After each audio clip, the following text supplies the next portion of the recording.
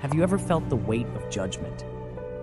In an age of cancel culture and online shaming, we all know the feeling of having our worst mistakes exposed for the world to see. We feel defined by a single failure, cornered by accusation, and without hope of forgiveness. Today's story is about a moment exactly like that.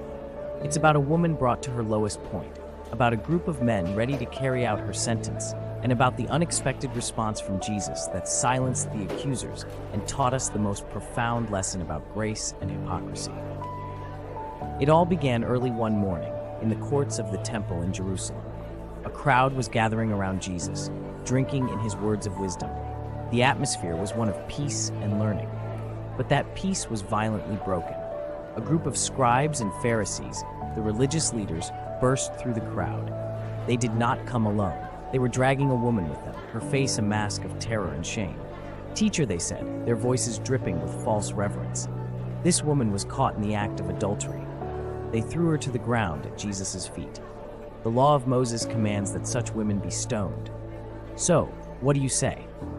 The trap was set. The tension in the temple court was palpable. The Pharisees' question was a double-edged sword designed to trap Jesus. If he said to stone her, he would go against his own message of mercy and violate Roman law, which forbade the Jews from carrying out executions. If he said to release her, he would be accused of disrespecting the sacred law of Moses.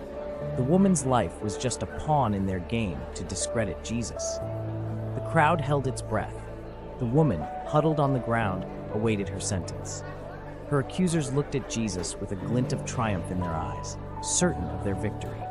But Jesus did something no one expected. He didn't answer. Instead, in the midst of that intense confrontation, he simply bent down.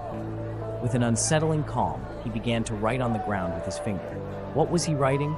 No one knows for sure, but the act itself was a demonstration of silent power.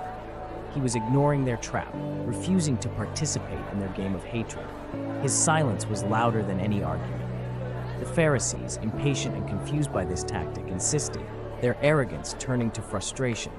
"So, are you not going to give us an answer?" Still pressing him, the accusers continued to demand an answer. They wanted one word, a single word they could use against him. Finally, Jesus stood up slowly. His gaze was not one of anger or fear. It was a look of piercing clarity that seemed to see right through their religious robes and directly into their souls. He looked at each of the men holding stones, then at the crowd, and then he uttered the sentence that would forever change our understanding of justice. "Let any one of you who is without sin," he said, his voice calm yet echoing with divine authority, "be the first to throw a stone at her." The phrase hung in the air. It wasn't a legal answer. It was a moral challenge. He didn't abolish the law, but turned it back against the accusers themselves. Suddenly, the focus was no longer on the woman's sin, but on the conscience of every man standing there. The judgment was transferred from the accused to the judges. A deep silence fell over the crowd. The triumphant faces of the Pharisees turned into masks of shock and discomfort. They had come for a public execution, but found themselves in the middle of a private trial with their own souls in the dock. After delivering his devastating sentence, Jesus did something even more remarkable. He bent down again and continued to write on the dust, as if the matter was settled. He gave them space. He gave them time for the weight of his words to settle in their hearts. The Bible says that they, convicted by their own conscience, began to leave. Imagine the scene. The oldest man in the group, perhaps a respected scribe, feels the rough weight of the stone in his hand. His mind, which moments before was filled with righteous zeal, is now flooded with the memories of his own secret sins. His arm, raised to throw, slowly lowers. With a dull thud, his stone falls to the dust. He turns and walks away in silence. Then the next oldest, and the next. One by one, a quiet conviction spread through the group. The soft sound of stones dropping to the ground became the only answer to Jesus' challenge. The crowd watched, amazed, as the group of accusers dissolved, each man walking away alone, confronted by his own imperfection. They came as a mob united in judgment, but they left as individuals separated by their own conscience. In the end, not a single accuser remained, just a pile of stones on the ground, silent witnesses to a confrontation won by grace. Jesus stood up and looked around. The temple court was nearly empty. The crowd had dispersed. The accusers were gone. All that remained was him and the woman, still huddled on the ground in the center of a circle of abandoned stones. He looked at her, not with pity, but with a tender compassion. "Woman," he asked gently, "where are they? Has no one condemned you?" For the first time, she looked up. Her eyes, red from crying, met Jesus's. She looked around, at the place where her judges had stood, and saw she was alone with the only one who truly had the right to judge her. With a trembling voice, but one full of a new, fragile hope, she replied, "No one, Lord." It was then that Jesus delivered the final verdict. Not the verdict of the law, which demanded death, but the verdict of grace, which offered life. "Then neither do I condemn you," he said.